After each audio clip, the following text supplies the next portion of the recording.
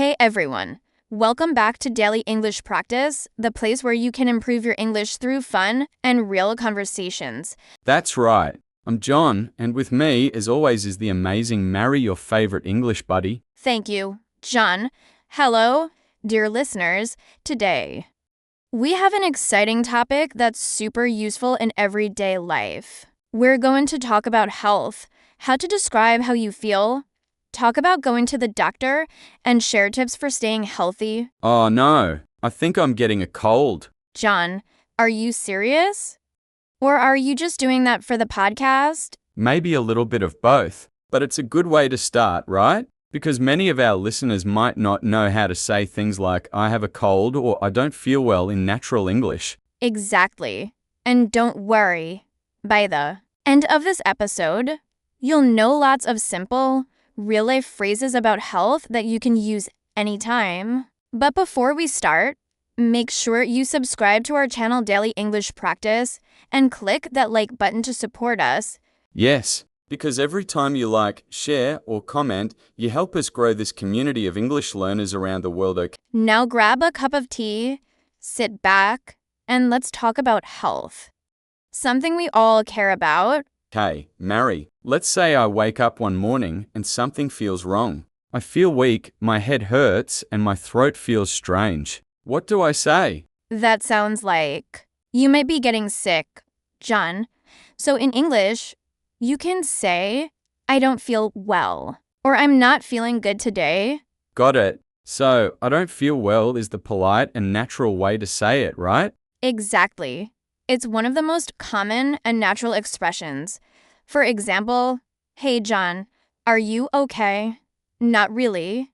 I don't feel well. Simple and useful. But Mary, what if my head hurts? Then you can say, I have a headache. Let's explain this. Headache means pain in your head. It's made of two parts, head plus ache pain. So if my stomach hurts, I say, I have a stomachache? Perfect. You can use this pattern for many types of pain: toothache, pain in your tooth; backache, pain in your back; earache, pain in your ear; stomachache, pain in your stomach. Wow, English loves this. Ache word. Yes, it's an easy way to describe pain. And remember, the verb is have. You say, I have a headache, not I am headache. Got it. So have a headache, have a fever, have a cough. Exactly. Speaking of which, do you know what fever means? When you feel hot, right? Yes. A fever means your body temperature is high, usually more than 38 Celsius. If you have a fever, you can say, I think I have a fever. My body feels hot. I need to rest. And what about cough and cold? I always confuse them. Good question. Let's break it down. A cough is when you make that cough sound. It's your body's way to clear your throat. A cold is an illness. You sneeze, your nose runs, your throat hurts, and you might cough too. OHH, so cold is the sickness and cough is a symptom. Exactly. John, great job. Let's review some vocabulary for everyone listening. Headache, pain in your head, sore throat. When it hurts to swallow. Cough, when you make a sound like cough. Cold, a common illness. You sneeze and cough. Fever, your body is too hot. Runny nose, when your nose keeps dripping. Sneezing, when you go achoo. Achoo. Excuse me. Bless you. That's what people say in English after someone sneezes. Right. Bless you. I hear that all the time in movies. Yes, it's polite. You can say it when anyone sneezes. Okay, let's talk about the doctor. If I feel very sick, how can I explain my problem? Good question. You can start with these sentences. I'd like to see a doctor, please. I'm not feeling well. I've had a cough for 2 days. My head hurts. I feel dizzy. Dizzy means your head is spinning or you feel like falling. Dizzy, like when I stand up too fast. Exactly. Here's another one. I feel tired all the time. That's also a common reason to see a doctor. What if the doctor asks questions? What kind of questions should I expect?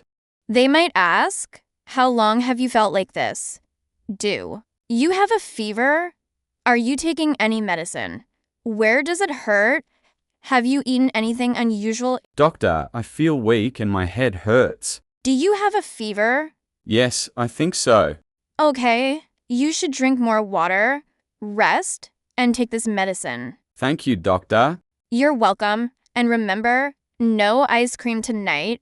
No, that's the hardest part. I know, but it's important to take care of yourself. When you're sick, always remember, rest, hydration, and healthy food help your body recover faster.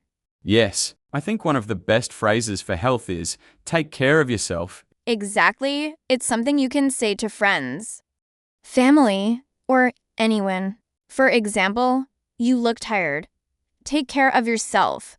Drink some water and rest. Take care. It's kind and friendly. I like that. Yes, English is full of warm, caring phrases like that. All right, we talked about being sick. Now let's talk about staying healthy. How can we keep our bodies strong and happy? Great topic.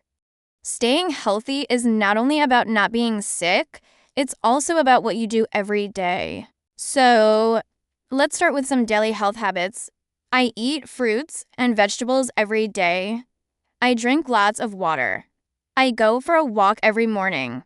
I sleep at least 8 hours. I avoid junk food. That sounds great, but I don't always follow it. Don't worry, John. Most people don't. But small steps can make a big difference. Yeah, like drinking water instead of soda, or walking instead of driving everywhere. Exactly. Let's teach our listeners some phrases they can use to talk about health habits. I'm trying to eat healthy.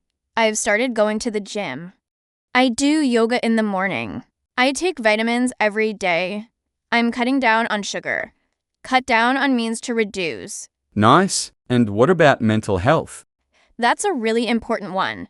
Mental health means how you feel inside, your emotions, stress, and thoughts. To take care of your mind, you can say things like, I meditate every morning. I take breaks when I feel tired. I talk to my friends when I'm sad. I listen to relaxing music. I write in my journal. Let's explain some of these words. Meditate means to sit quietly and focus on your breathing. Relax means to rest and feel calm. Stress means when your mind feels full or tired.